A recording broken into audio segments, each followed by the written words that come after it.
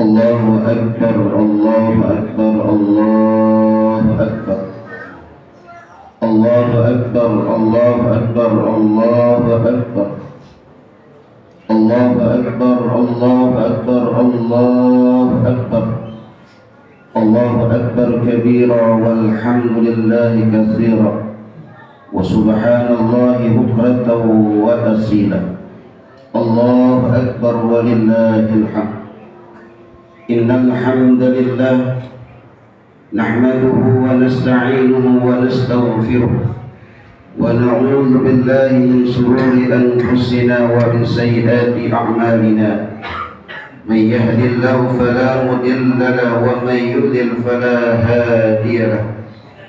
Ashhadu an la ilaha illallah wahdahu la sharika lahu وأشهد أن سيدنا ونبينا محمدا عبده ورسوله لا نبي بعده. اللهم فصل وسلم وكرم وعظم وشرف وبارك على سيدنا ومولانا محمد وعلى آله وصحبه ومن تبع هداه. أما بعد. معاشر المسلمين وزمرة المؤمنين رحمكم الله. أوصيكم ونفسي بتقوى الله. اتقوا الله حق تقاته فقد فاز المتقون. فقال تعالى في محكم تنزيل وهو أعلم بمراده إنا أعطيناك الكوثر فصل لربك وانحر إن شانئك هو الأبتر. صدق الله العظيم. Allahu Akbar, Allahu Akbar, Allahu Akbar walillahil hamd. Hadirin jamaah salat Idul Adha yang dirahmati Allah. Pertama-tama marilah sama-sama kita panjatkan syukur kita kepada Allah Subhanahu wa taala di hari yang penuh kemuliaan dan keberkahan. Kita dikumpulkan di tempat yang mulia yang insyaallah Allah turunkan rahmat dan berkah buat kita semua. Amin. Ialah Allah Subhanahu wa taala yang telah melimpahkan kepada kita beraneka macam nikmat dan rahmat, terutama nikmat iman, nikmat Islam, nikmat sehat wal afiat, nikmat taufik hidayah serta nikmat bernabi kepada Nabi kita Muhammad sallallahu alaihi wasallam. Salawat dan salam senantiasa terlimpah tercurah kepada manusia budiman, insan pilihan, figur panutan, profil yang menawan hati setiap insan.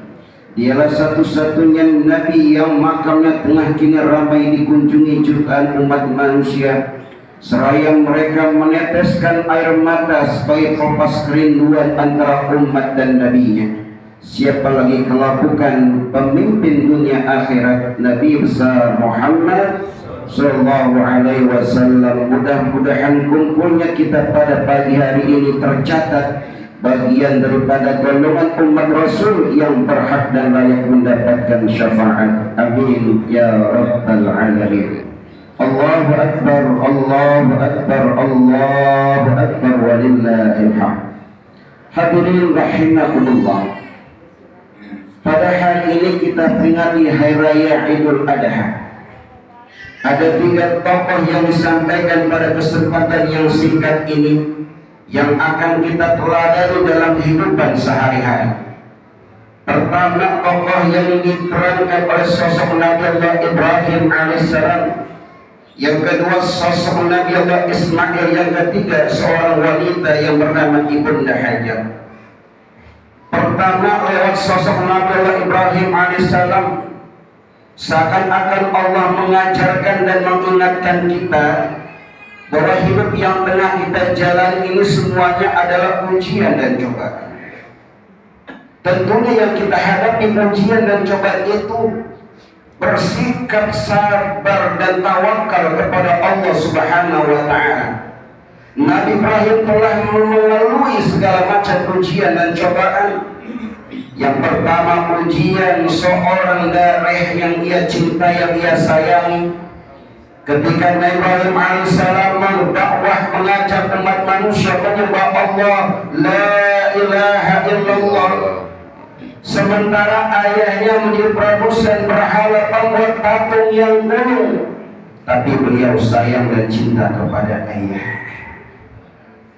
Yang kedua, ketika beliau berdakwah di tengah-tengah masyarakat dengan bahasa yang indah, dengan bahasa-bahasa yang santun, tapi apa yang beliau dapatkan? Beliau hanya mendapatkan sambutan-sambutan yang luar biasa, tubuhnya penuh dengan darah dan luka.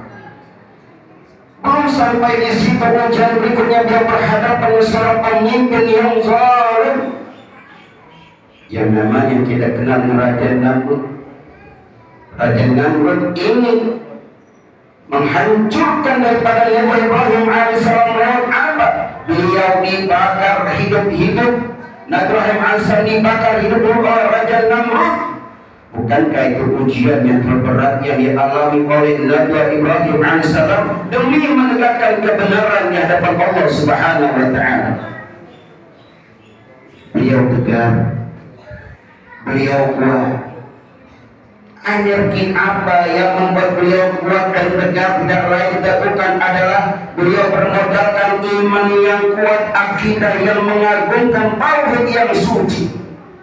Beliau yakin inna ma'al usri yusra, di balik kesulitan pasti ada kemudahan.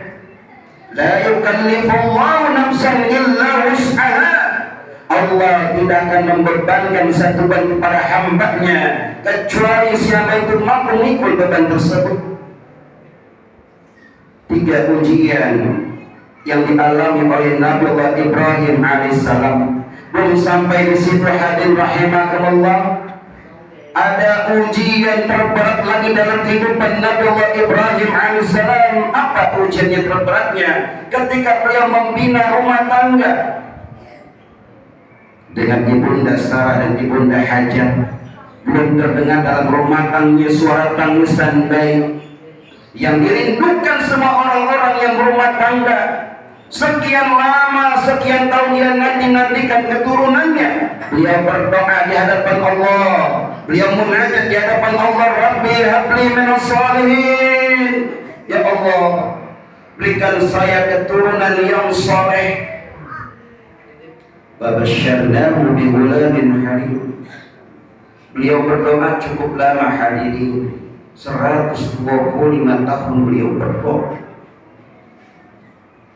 Pelajaran yang berharga ketika kita berdoa, fokus satu permintaan, jangan goyah dan tawakal kepada Allah Subhanahu wa taala.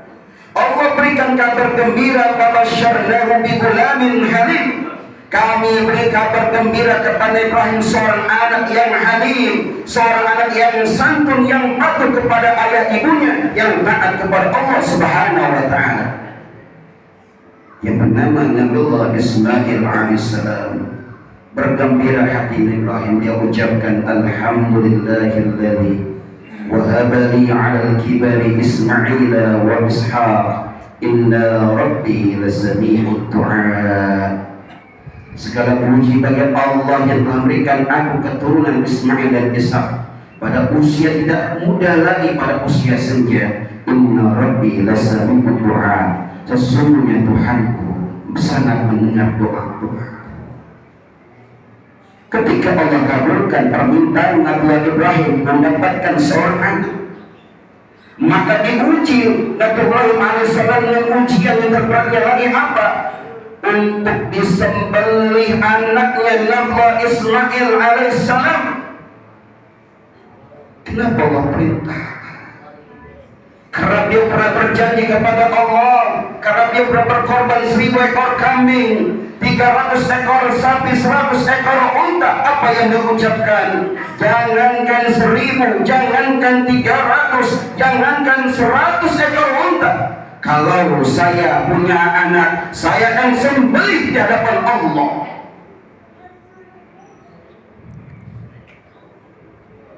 Janjinya sudah lama, maka lupa Ibrahim alaihissalam. Maka hari itu yang dengan tarwiyah, Nabi bermimpi, "Ufin nazrik, tunaikan nazarmu." Namanya tarwiyah, kita disunahkan puasa tarwiyah yang paling la ya'lamu illallah, tidak ada ketahui kecuali Allah Subhanahu wa taala. Beruntung kita yang melaksanakan sunnah tarwiyah. Malam berikutnya di malam 9 Dzulhijjah yang semalam Arafah, Ibrahim bermimpi lagi kunaikan nazalu. Maka Ibrahim yakin bahwa ini dari Allah Subhanahu wa taala. Hari itu kita disunahkan berpuasa hari Arafah yang pahalanya 2 tahun dosa kita diampuni tahun yang lalu dan tahun berikutnya. Beruntung kita bisa melaksanakan puasa sunnah tarawih dan Arafah.